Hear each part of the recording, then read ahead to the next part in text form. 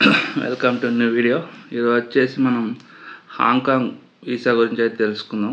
Hong Kong visa వచ్చేసి ఇండియన్స్కి free. So ఈ ఫ్రీలోనే మళ్ళీ ఒక లొల్లి ఉంది. ఇది ఏంటంటే 14 days స్టే చేయడానికి ఉంటుంది, 6 months వ్యాలిడిటీ ఉంటుంది. సో మీరు 14 days స్టే చేసినాక మళ్ళీ వెళ్ళి రావచ్చు 6 monthsలో ఎన్నిసార్లు అయినా. దీని వచ్చేసి PAR అంటారు, per pre arrival registration. So ఇక్కడ వరకు బాగానే ఉంది కదా.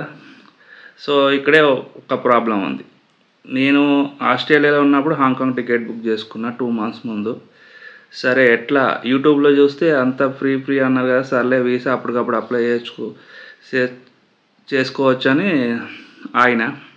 సో ఎందుకో డౌట్ వచ్చి ఒకసారి అప్లై చేసి చూద్దాం, ముందే అప్లై చేయొచ్చు అని 1 month తర్వాత అప్లై చేసిన pre arrival registration per. So ఏమైంది, అన్సక్సెస్ఫుల్ వచ్చింది. ఇదేంద్రా నాయన అన్సక్సెస్ఫుల్ వచ్చింది, 1 month ఉంది ట్రావెలింగ్కి, ఏం చేయాలని నేను ఆలోచించి చాలా యూట్యూబ్లో అన్నీ చూసినా. యూట్యూబ్లో అన్నీ చూస్తే తెలుగులో ఎవరు పెట్టలేదు. సో హిందీ యూట్యూబ్ ఛానల్ చూసినాక వాళ్ళు ఏమన్నారంటే అన్సక్సెస్ఫుల్ వస్తే నువ్వు ఈ వీసా అప్లై చేయాలని వాళ్ళు హిందీ యూట్యూబ్ ఛానల్ చాలామంది చెప్పారు.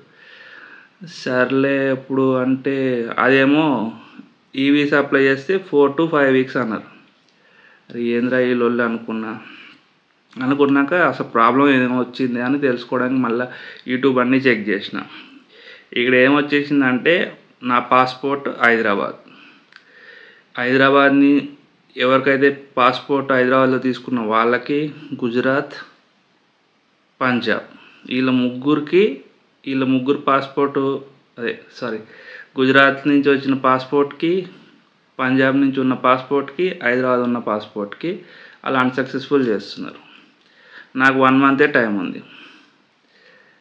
అప్పుడు నేను ఈ వీసా అప్లై చేస్తే వాళ్ళకి నేను 20 times కాల్ చేసిన ఇమిగ్రేషన్కి.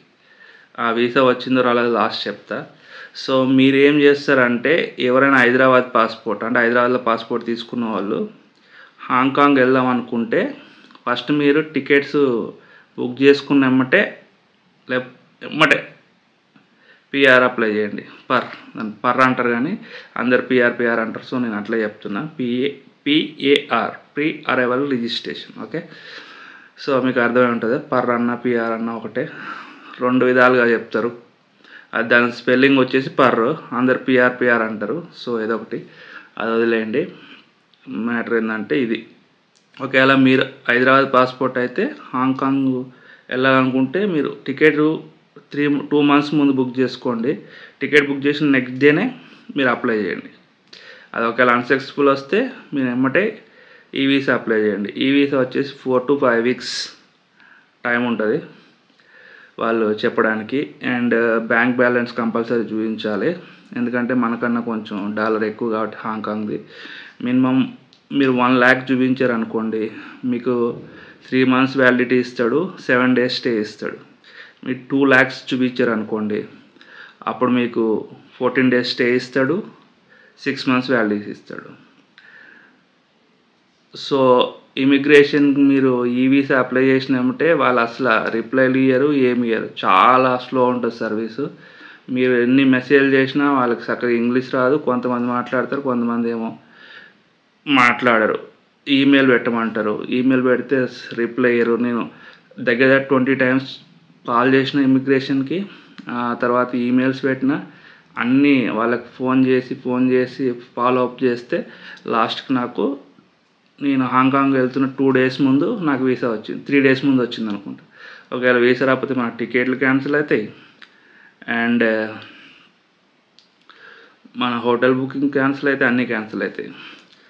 సో మీరు ఏం చేస్తారంటే ఒకవేళ హాంకాంగ్ వెళ్ళేది ఉంటే, మీకు ఏమైనా డౌట్ ఉంటే నాకు కామెంట్ చేయండి, ప్రాబ్లం లేదు, నేను ఎక్స్ప్లెయిన్ చేస్తాను.